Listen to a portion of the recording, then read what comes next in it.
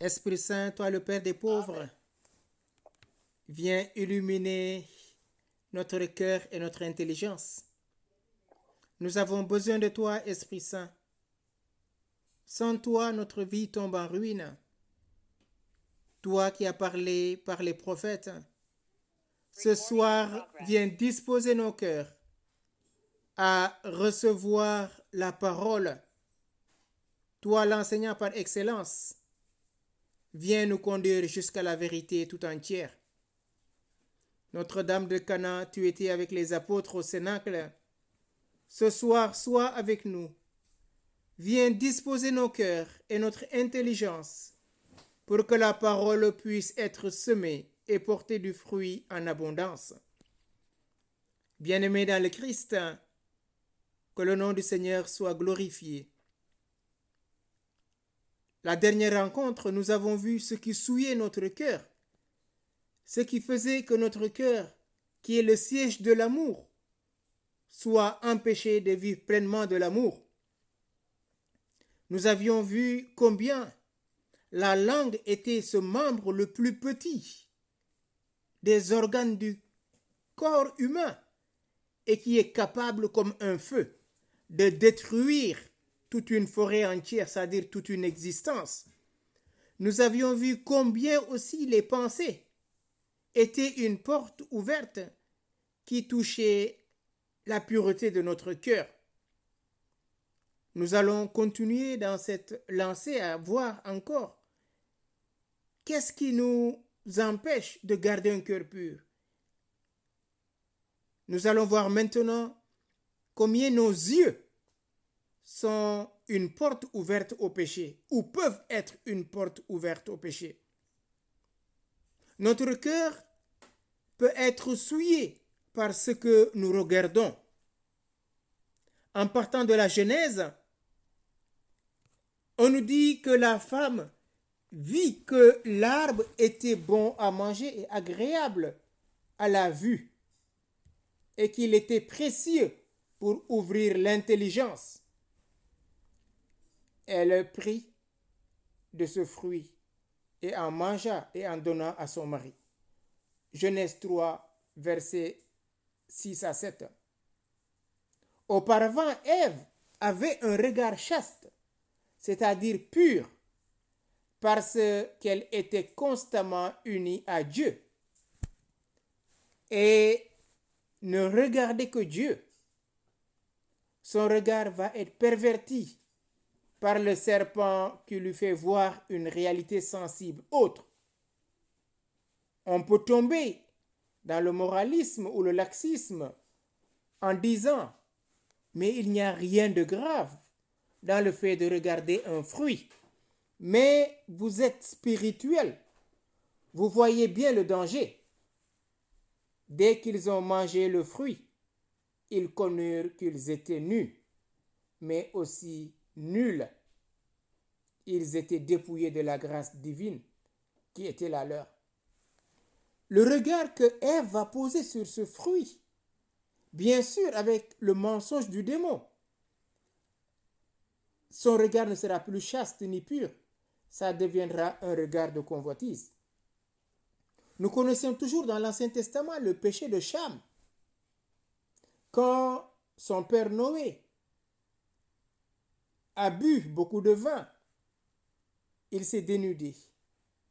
Et quand Cham a vu son fils, a vu sa nudité, il s'est mis à rigoler et appeler ses frères. Venez voir notre père, parce qu'il était sous l'emprise du vin. Il était ivre. Et qu'est-ce qui se passe? Nous connaissons la suite. Cham va être maudit au milieu de ses frères. Et cette malédiction va porter atteinte à toute sa vie. Noé ayant appris ce qu'a fait son fils cadet, dit, maudit soit Canaan, qu'il soit l'esclave des esclaves de ses frères. Ce regard qu'il a posé sur la nudité de son père, qui le pousse au rire, lui a valu une malédiction. Peut-être nous n'avons pas vu la nudité de nos parents. Et si tel est le cas, Ce soir, on va demander au Seigneur de nous délivrer de ce que cela peut comporter comme négativité dans notre vie. Un troisième exemple, toujours lié au regard, c'est l'histoire de David.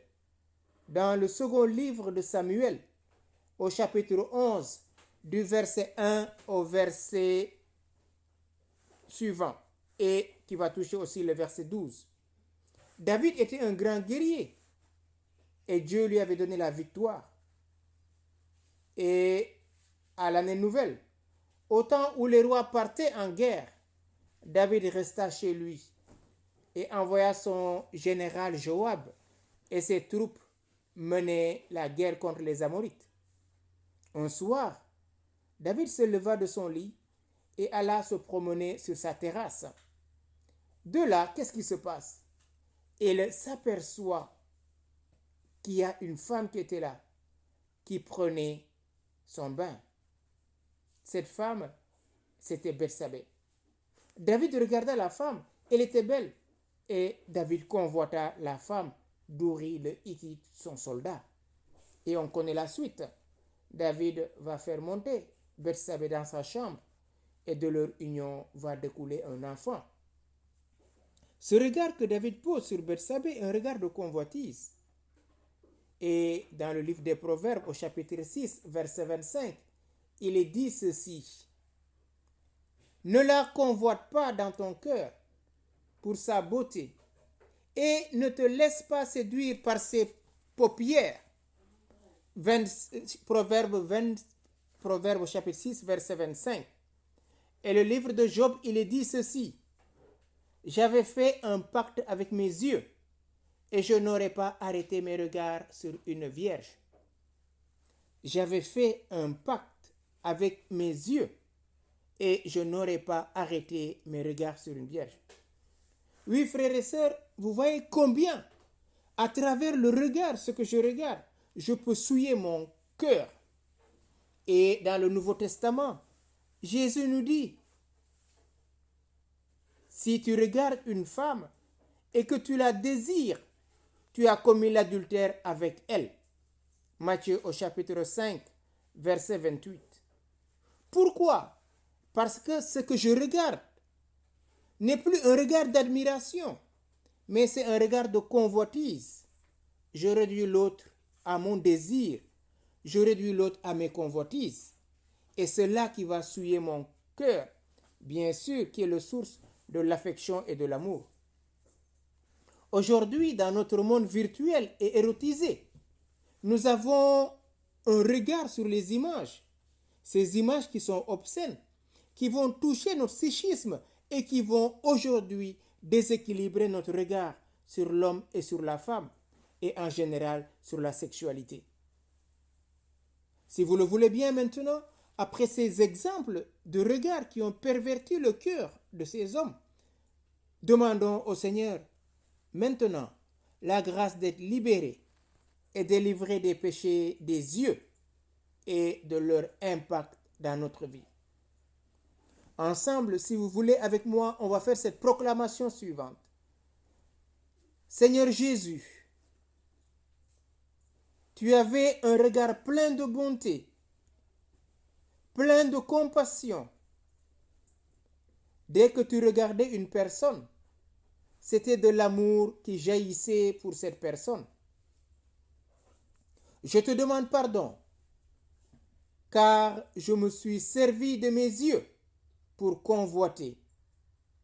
Ce qui est mal à tes yeux, je l'ai regardé. Par la puissance de ton précieux sang, viens oindre mes yeux et viens les guérir. Délivre-moi des conséquences de ces images dans ma vie. Et je te demande pardon pour tous ces corps que j'ai profanés par mon regard. Père, au nom de ton Fils Jésus-Christ, je renonce au péché lié à mes yeux et je veux contempler maintenant ta gloire. Je décrète que mes yeux vont voir la gloire de Dieu, maintenant et pour l'éternité. Amen. Après les yeux, Amen. nous avons aussi le regard qui peut pervertir notre cœur, qui peut souiller notre cœur. Mais nous avons aussi les membres. Les membres de nos corps sont aussi des lieux qui souillent notre cœur. Jésus nous le rappelle dans l'évangile de Matthieu, chapitre 5, verset 29. Si ton œil droit est une occasion de chute, arrache-le et jette-le loin de toi, car il est avantageux pour toi qu'un seul de tes membres périsse et que ton corps entier ne soit pas jeté à la géhenne. Si ta main est une occasion de chute, ou ton pied, coupe-le, car il est avantageux pour toi d'avoir un seul de tes membres sauvé que de te retrouver avec tes deux membres dans la géhenne. Oui, frères et sœurs, devant la radicalité du message de Christ, c'est-à-dire couper sa main, arracher son œil, couper son pied, que chacun de nous se pose la question, qu'est-ce qui aujourd'hui souille mon cœur? Qu'est-ce qui aujourd'hui souille mon cœur? Rappelez-vous ce que nous dit Paul dans sa lettre aux Corinthiens. Votre corps est le temple de l'Esprit Saint et l'Esprit de Dieu habite en vous. Si l'Esprit de Dieu habite en nous, frères et sœurs, ne le contristons pas. Et qu'est-ce qui se passe comme nous sommes le sanctuaire de Dieu? Allons-y, méditons Jean au chapitre 2, versets 13 et suivants. La Pâque des Juifs était proche et Jésus monta à Jérusalem. Il trouva dans le temple les vendeurs de bœufs, de brebis et de colombes et les échangeurs assis. Se faisant un fouet de cordes, il les chassa tous du temple, et les brebis et les bœufs. Il répandit la monnaie des changeurs et renversa leur table. Et aux vendeurs de colombes, il dit, enlevez cela d'ici, ne faites pas de la maison de mon Père une maison de commerce. Jésus, il y a beaucoup d'années, il vient dans le temple et il a constaté ce désordre. Cette fois-ci, il fait un fouet et il chasse les vendeurs. Quelles sont les bêtes que nous avons laissées entrer dans le temple de notre cœur? Rappelez-vous, notre cœur est le siège de l'amour, donc le lieu de la contemplation de Dieu. Qu'est-ce qui a souillé mon cœur? Quelles sont les bêtes que j'ai laissées entrer? Quel est l'échange ou les échanges que j'ai fait à partir de mon corps? Que chacun s'examine, frères et sœurs. Prenons ce petit temps de silence. Quelles sont les bêtes que j'ai laissées entrer dans mon cœur? Les bêtes de la colère, les bêtes de l'envie. On peut continuer la liste de Galates au chapitre 5, verset 19 et suivant. Qu'est-ce que j'ai laissé entrer dans mon cœur qui a blessé mon cœur ou qui a bloqué ma vie? Prenons ce temps de silence et demandons au Seigneur, par la puissance de l'Esprit Saint, de nous révéler maintenant qu'est-ce qui aujourd'hui j'ai laissé entrer dans le sanctuaire de mon cœur.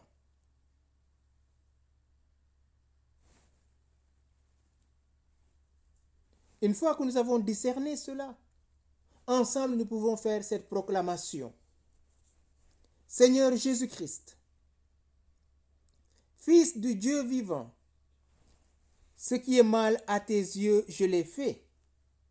Ce qui est mal à tes yeux, je l'ai dit. Ce qui est mal à tes yeux, je l'ai regardé. Ce qui est mal à tes yeux, je l'ai pensé. Je n'ai pas obéi à ta parole. J'ai laissé la convoitise s'installer dans mon cœur. Et j'ai souillé le sanctuaire que je suis. Je me répands. Lave-moi, je serai blanc comme neige. Purifie-moi, je pourrai proclamer ta louange. Maintenant, au nom de Jésus-Christ, vous, esprit de convoitise, de mensonge, de haine, de colère, de vengeance, de malédiction, d'adultère, de fornication, de sorcellerie, d'idolâtrie, je renonce à vous au nom de Jésus-Christ. Je suis le temple de Dieu et par l'autorité du nom de Jésus, je vous chasse de mon cœur, je vous chasse de ma vie. Quittez maintenant, au nom de Jésus, ma vie, et ne revenez plus perturber et souiller ma vie. Je dresse entre vous et moi une muraille du sang précieux de Jésus-Christ. Que le Saint-Esprit, qui est un feu dévorant, descende maintenant sur vous, qu'il vous consume à jamais et affaiblisse votre puissance de négation et de destruction dans ma vie.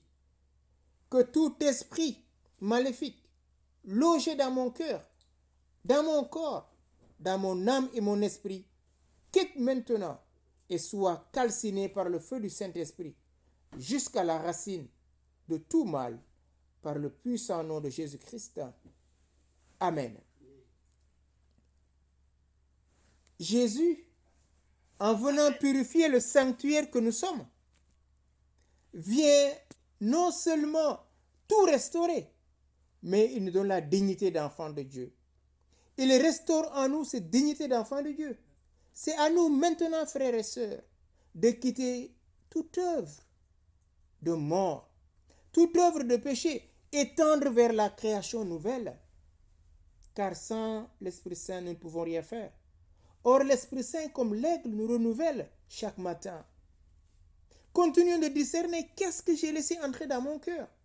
Nous avons vu à travers la langue, nous avons vu à travers nos pensées, nous avons vu à travers les membres de notre corps. Tout cela, ce sont des portes ouvertes par lesquelles le mal est entré et a souillé notre cœur.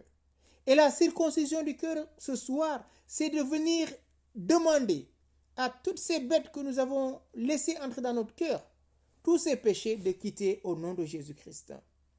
Et cela, chacun pourra le faire. Et pendant l'intercession, nous prendrons ce temps favorable pour crier vers Dieu, pour crier sa délivrance. Mes frères et sœurs, comme nous l'avions vu la dernière fois, tant que notre cœur est sous l'emprise de la colère, sous l'emprise de la haine, de la vengeance, de la convoitise, nous ne pouvons pas plaire à Dieu. Nous ne pouvons pas plaire à Christ. Or, maintenant, si vous le voulez, nous allons demander à Jésus, par la puissance de son Esprit Saint, de venir maintenant purifier notre cœur. Seigneur Jésus, crée en moi un cœur pur, ô mon Dieu. Restaure en moi ce que le mal a brisé. Restaure en moi toutes ces malédictions qui ont détruit ma vie, afin que la grâce que tu es venu me donner puisse surabonder et que cette malédiction soit brisée maintenant et pour l'éternité. Jésus, aujourd'hui, je ne sais pas pardonner, je ne peux pas pardonner, mais toi tu sais tout. Entre tes mains je m'abandonne. Viens me visiter par la puissance de ton esprit de lumière, de paix et d'amour, et donne-moi maintenant de marcher dans ta lumière. Seigneur Jésus, tu sais tout, tu sais que je t'aime, et je veux demeurer dans cette intimité avec toi, maintenant et pour les siècles des siècles. Amen.